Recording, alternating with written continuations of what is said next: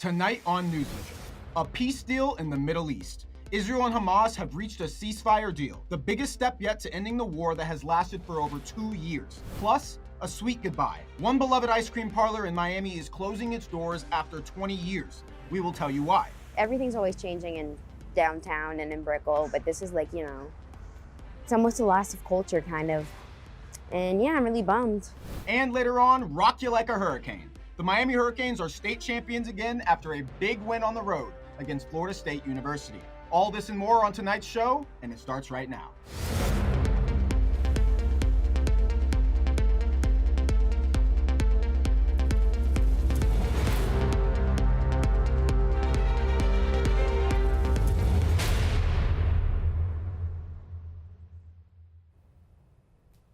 Good evening and welcome to another episode of NewsVision. I'm Lauren Harrington. And I'm Amanda Muhammad. Thank you for joining us. We have breaking news. Israel and Hamas have agreed on a first phase ceasefire deal, ending the 2-year war in Gaza. The Israeli cabinet met moments ago to sign off and has approved the proposal. The ceasefire has officially taken effect and all hostilities have been stopped. Israel is now set to pull its troops back from Gaza, where the situation had been dire. These are the things that Palestinians will need right now. Education, nutrition, water, no airstrikes, peace. Yeah, it's a day of hope. Neither President Trump nor Israel have said when humanitarian aid will enter Gaza under the ceasefire deal, which has gone into effect just minutes ago. The news on the ceasefire comes just days after the second anniversary of the October 7th attacks. The day was commemorated all over the world, including here at the University of Miami. On Tuesday, Jewish students, faculty, and friends gathered at Hillel to honor the lives lost and those still missing.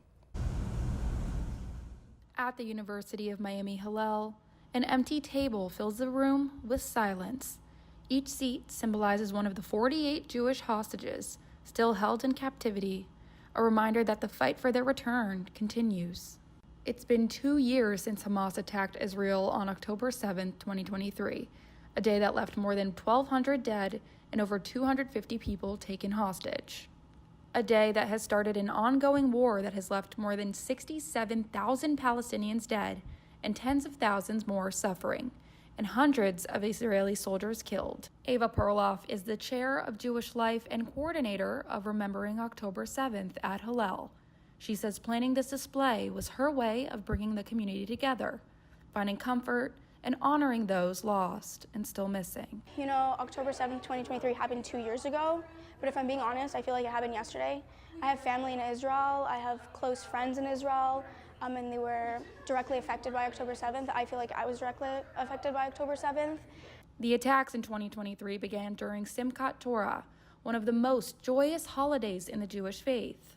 A day meant for celebration, family gatherings, and shared meals, turned into a day of heartbreak and loss.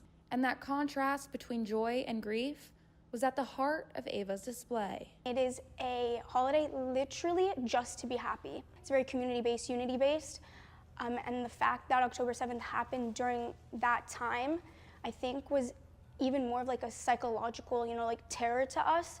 A survivor of the Nova Music Festival massacre, which was one of the first sites attacked on October 7th, shared her story of running from the attacks and fighting to survive. This is the decision that saved my life. It's or you take right to the terrorist or you take left. You don't know where is the terrorist because every place on this area, it's with terrorists. We took the left side. I don't know why. God help me. I really believe this. For Ava, commemorating October 7th at Hillel was about more than reflection. It was about hope for the future and unity among students, faculty, and friends. And I think even if you have a friend of a friend, you felt the need to come together and to support one another, even if you didn't necessarily know someone directly affected. So I definitely think that it garnered a stronger sense of unity on our campus. President Trump says all of the remaining Israeli hostages are likely to be released by next week. October is Breast Cancer Awareness Month, and this week, one University of Miami organization called Ignite is hosting events and fundraisers for students to support the cause. The female empowerment organization has teamed up with Susan G. Komen, which is one of the largest groups devoted to breast cancer research and awareness in the country. The pivotal event this week was the Blooms of Hope, where students learned more about breast cancer from Ignite leaders and got to hear about the importance of awareness from a representative of Susan G. Komen. So Susan G. Komen has these 4 pillars, and of course the first one is this education and awareness. And once you are educated and know exactly what's going on with it, you're able to share, spread the word. Word of mouth is one of our most popular forms of marketing for us. And just it really brings that community all together. Once people are aware, you never know who's affected by it, who has a personal experience, or who wants to be involved and just help out. Blooms of Hope also created a safe space for students to share their own stories regarding the issue. They also made flower bouquets with pink wrapping paper that they are handing to women all over campus during the week. Miami locals are mourning the closing of a sweet treat favorite near the UM campus. Peter DeWetter is live at Wall's Ice Cream now. Peter, give us a scoop on the closing and how's the community reacting? Wall's old-fashioned ice cream here on Coral Way has been serving scoops since the 1980s. But now the original location is closing down because of lease disputes with the property owner. It's created such a long-lasting legacy, and customers say it's hard to see this incredible neighborhood staple with retro vibes and colorful flavors come to an end.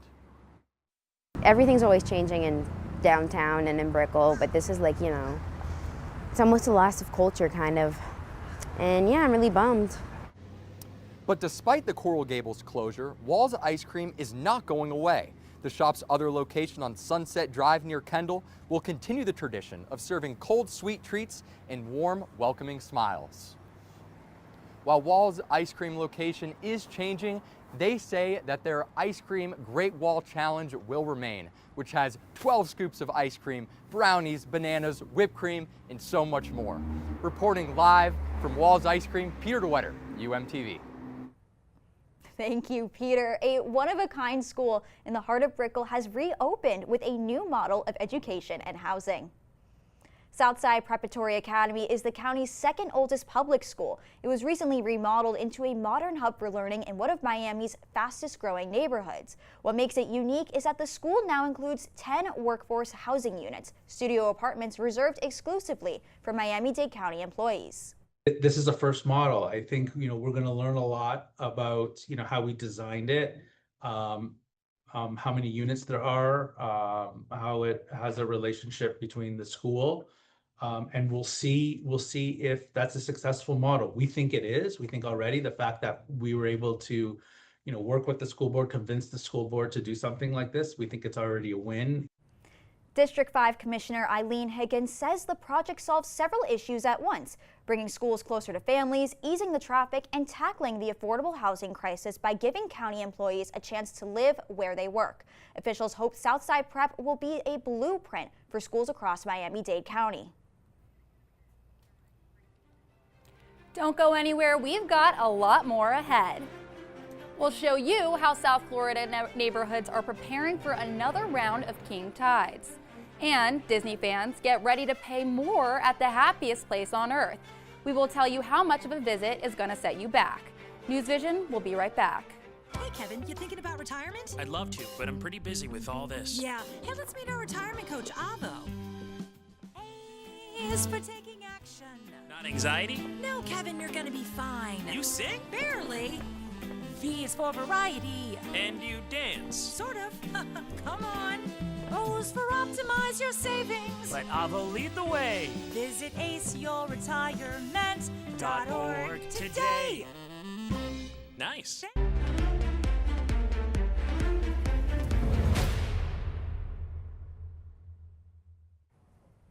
You are watching NewsVision. The interstate manhunt for the last Louisiana prison escapee has ended. Authorities in Atlanta arrested Derek Groves, who escaped from a New Orleans jail back in May, along with 9 other men.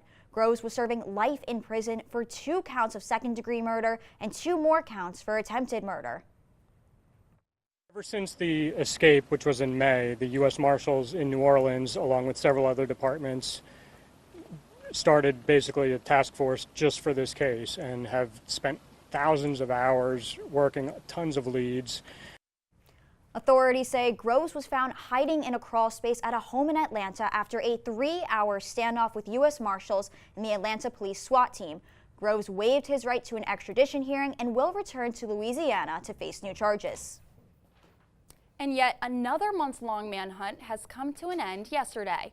One man was arrested in Florida for his alleged role in the wildfire that decimated the Pacific Palisades north of Los Angeles at the beginning of the year. 29-year-old Jonathan Rinderknecht was taken into custody at his home in Melbourne, Florida, 40 miles southeast of Orlando. The Bureau of Alcohol, Tobacco, Firearms, and Explosives allege Rinderknecht purposefully started the Black Man fire. Part of the evidence against him is what authorities say are incriminating AI images. Allegations in the affidavit are supported by digital evidence, including the defendant's ChatGPT prompt of a dystopian painting showing in part a burning forest and a crowd fleeing from it. The fires killed a dozen people and destroyed thousands of homes and businesses. Rinderknecht once lived in the Pacific Palisades area and was working as an Uber driver on the first day of the year when he allegedly lit the fire, then called the police to report it. He is charged with destruction of property and has made his first appearance in court in Orlando.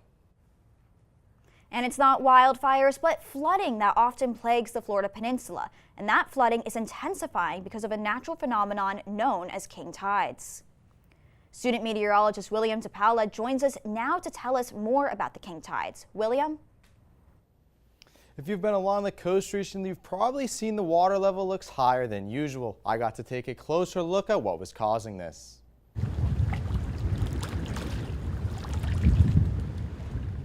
Every fall, Miami braces for its highest tides of the year, and this week, they've returned. Known as the king tides, these naturally occurring high tides happen when the sun and moon line up to pull ocean water a little closer to shore. Because of sea level rise, experts say predicting these tides has become less straightforward. Pretty, easy, cheap, I guess, to include the sea level rise offset. I mean, so we kind of know what that is, so you can very, very quickly make that adjustment. So you add that offset to the NOAA tide predictions to get you to at least a closer to the right answer without having to do any real math at all. In Miami, during these tides, streets in coastal and low-lying neighborhoods often fill with salt water, flooding streets and yards, drowning cars and property, and causing lots of issues for residents. Drive really, really, really, really slow. And if you don't know that your car or vehicle can get through, turn around. Because once this stuff gets in your car, you're cooked, man. It's no bueno. Now, the city of Coral Gables is trying to fight the problem. Looking at setting aside $100 million by the year 2040. So we set aside money each year that goes into a fund that's used for sea level rise mitigation. We've also done a lot of work as far as raising pump stations that are in vulnerable areas to take them, to make them less vulnerable and more resilient. King tides are not just an issue here in South Florida. In fact, they impact the entire east coast of the country, but Florida's flat landscape makes the effects much worse. Experts say king tides are a glimpse into Miami's future, acting as a preview of what normal high tides could look like as sea levels continue to rise. And unfortunately, we're still reaping the repercussions of those king tides down here in South Florida. As we take a closer look at those watches and warnings down here, we see this light green impacting the entire east coast of Florida. That is going to be a coastal flood advisory for us down here in the Miami area. This just means any of those low-lying areas could be dealing with some saltwater flooding. Now, we're going to be expecting this flooding to be the most severe right around that high tide mark, which is scheduled for a little bit past 10:30 later on tonight. So if you're going out later tonight, be mindful of that. If you see those flooded roadways, do not drive through them because this is going to be saltwater flooding. This is going to potentially damage your car. You're not going to want to be driving through that. And then as we see a little bit further to the north, still on the east coast, we have another shade of green. This is actually an aerial flood watch, which is due to the rain that has been plaguing areas to the north of us. Unfortunately, that rain is going to move here into the Miami area. As we take a look at about 9:30 later on tonight, we see those heavy storms moving through the Miami area. So if you are going out later tonight, bring that umbrella with you or maybe a rain jacket, as you're going to be getting a little wet as you're heading out. Luckily, that is going to be out of here for tomorrow morning, so if you have an early flight going home for fall break, it should be clear. But then once again, unfortunately, we see those thunderstorms popping up once again here in the Miami area. So if you have those afternoon or evening flights, you might be running into some delays at the airport. Luckily, however, Saturday does look much clearer. Should be a great day. So if you are staying down here in South Florida, you should have a nice day to go to the beach. And if you are leaving to go on fall break, the airport should be nice and clear. And unfortunately, as we take a look at that Friday airport forecast, the morning, like I said, should be the best time to get on out of here. Shouldn't be dealing with any delays. We're going to be dealing with nice sunny skies, some great temperatures. But unfortunately, as we push throughout the day and into the afternoon, we're going to be seeing those thunderstorms starting to pop up once again down here in South Florida, and that could be leading to some delays. Those delays are going to continue as we push into the evening hours. And then as we take a look at the 7-day forecast, for those of us staying down here in South Florida, those rain chances are finally going to drop off and those temperatures are going to remain constant. Thank you, William. Miami-Dade County has the biggest population of Cubans in the country, and a single block in Miami shows it all. We have the story in the first edition of our brand new segment, South Florida Secrets.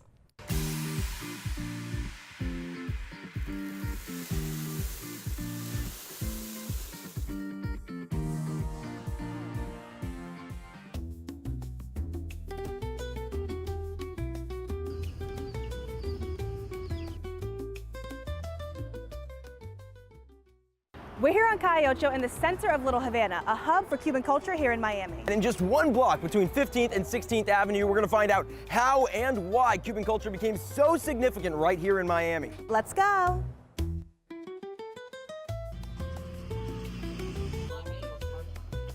If there's one place that captures the heart of Little Havana, it's Domino Park. Right off of Calle Ocho, locals fill the tables every morning, chatting, laughing, and slamming dominoes like it's a sport. It's not just a game here. It's a way of staying connected to friends, to family, and to their roots. You come here because you like domino. Since the kid, you see your father and your mother playing domino. So of course, I had to give it a try. 6? 6 or 3? Oh, 6 or 3. Turns out you can learn a lot about Miami just by sitting down at one of these tables. Between moves, people share stories about Cuba and about what keeps them here. How long have you been coming to this park to play dominoes? 45 years. And even if you're like me and don't speak the language, you can still feel the rhythm of the tradition. Mira! All right, while Sumner is busy learning how to play dominoes, I'm going to tell you a little bit about how this historic park got its name. Maximo Gomez Park, named after Dominican General Maximo Gomez, born in the Dominican Republic, but in the Cuban military, fighting in the Cuban War of Independence against Spain. He's considered a war hero, but with Cubans and Dominicans alike, eventually being granted the rank of Generalissimo, the highest rank in the Cuban military. Just a few blocks away, the Bay of Pigs Museum keeps that same spirit alive. The museum honors the Brigade 2506 veterans, Cuban exiles who launched a failed 1961 invasion to overthrow Fidel Castro's communist regime. The museum gives a first-hand look at the invasion, its strategic plans, and the later imprisonment and experience of the veterans. Well, it is an event that changed the world, changed the United States, changed Cuba, changed Latin America. That change didn't end with the invasion. It carried through generations, shaping the identity, pride, and resilience of Miami's Cuban community. And that same drive is still visible today in the people who make Little Havana what it is. People like the Peanut Man. Every day, roast de pina, $1, Cuban peanut. He's been roasting and selling peanuts here for decades, greeting just about everyone who walks down the street.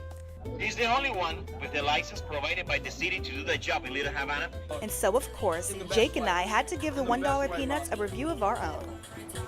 Yeah, these are worth $5. That experience with that guy was worth the money. It was 100% worth the money. He was awesome. And one thing that you cannot miss in Little Havana are the numerous cigar shops.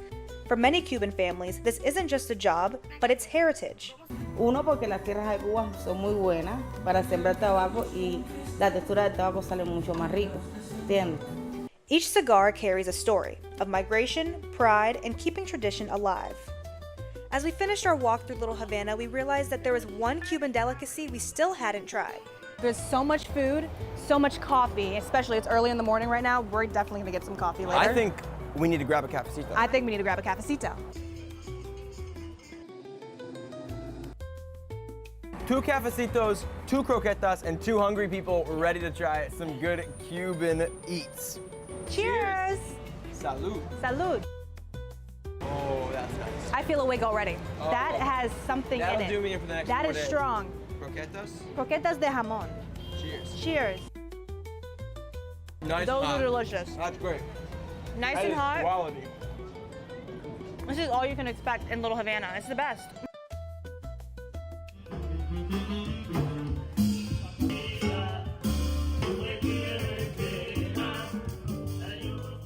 All right, I think we got a pretty good view of Calle Ocho and Little Havana. What do you think, Sumner? I love it, and it's great to see Cuban culture and different foods, different cuisines. Get to try something different than at the University of Miami. Getting a little taste of Cuba right here in Miami.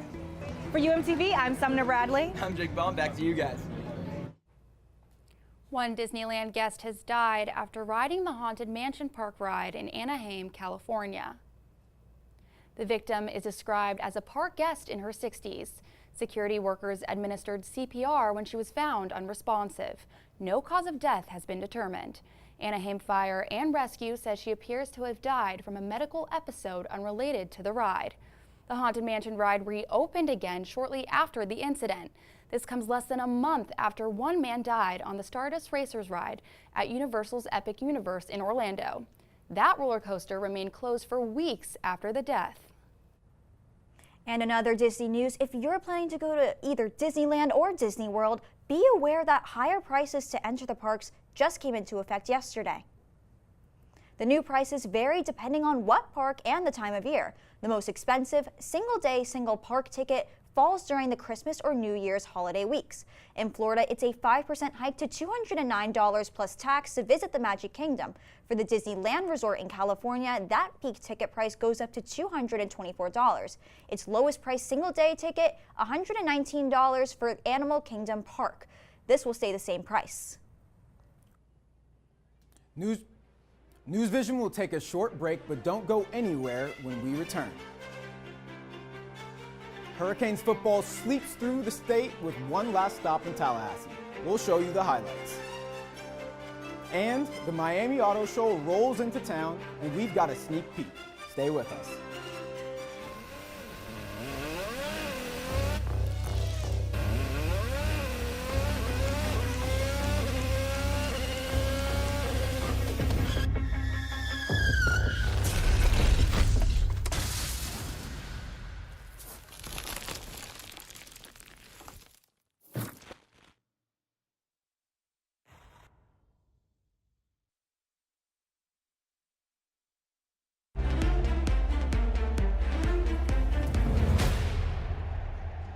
Welcome to sports. I'm Noah Gully. This past week, the Hurricanes traveled to Tallahassee to take on their conference and in-state rival, the Florida State Seminoles. The Canes certainly didn't put their trip to waste, and the Canes fans can't get enough of watching the highlights back. Let's take a look at some of the big plays from this past Saturday. So the Florida State Seminoles would begin the game with the ball, and freshman running back Usman Kroma would catch the ball, and the Florida State would settle for a field goal on that possession. Then Miami would answer back with a 47-yard pass completion to C.J. Daniels, and then Carson Beck would find C.J. Daniels again for a 4-yard touchdown pass, giving the Canes the lead. From that point on, it would be all Canes as you see QB Tommy Castellano step back and get picked off by safety Bryce Fitzgerald, who would then take it up the field another 43 yards into Seminole territory. From that point on, the Canes would not make the turnover by Castellanos turn into a waste with a flea flicker explosion to Malachi Tony for 47 yards, bringing the Canes lead to 2 scores. Malachi Tony would be targeted again by Carson Beck as he catches a short pass and cuts it upfield, burning all the Seminole defenders around him. His nickname should be Speed. Carson Beck would then find C.J. Daniels once again. He cuts upfield, runs past the Seminoles, and then dives into the end zone for the touchdown. The Seminoles would then put up 19 unanswered points in the fourth quarter, but as you see there, Wesley Bisante recovers the onside kick, and the Canes win 28-22. With that win, Miami improved their record to 5-0 on the season and 1-0 in ACC play. The AP poll rewarded the Canes for their road win, moving them up one spot to number 2 in the country. In other football news, former NFL quarterback and Fox play-by-play commentator Mark Sanchez was arrested at an Indianapolis hospital over the weekend after an altercation left him with multiple stab wounds. Police say Sanchez was stabbed by a truck driver in a hotel loading zone. Authorities say the dispute escalated when Sanchez allegedly climbed into the man's truck and the two began fighting. Both men were taken to the hospital with injuries, but Sanchez was the one arrested. He initially faced misdemeanor charges until the state announced more developments.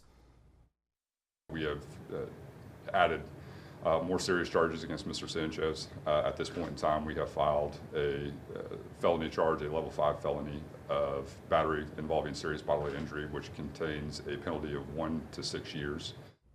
The truck driver has filed a civil lawsuit, not only against Sanchez, but also against his employer, Fox Sports. Sanchez has since posted bond, was released from custody, and is currently recovering at his home. He is scheduled to appear in court on November 4th. South Florida has been a hot spot for the automotive industry, with the Miami International Auto Show running for over 50 years at the Miami Beach Convention Center. And now, as Johnny Munchton tells us, the event shifted to focus more on environmentally friendly vehicles with brand new technologies.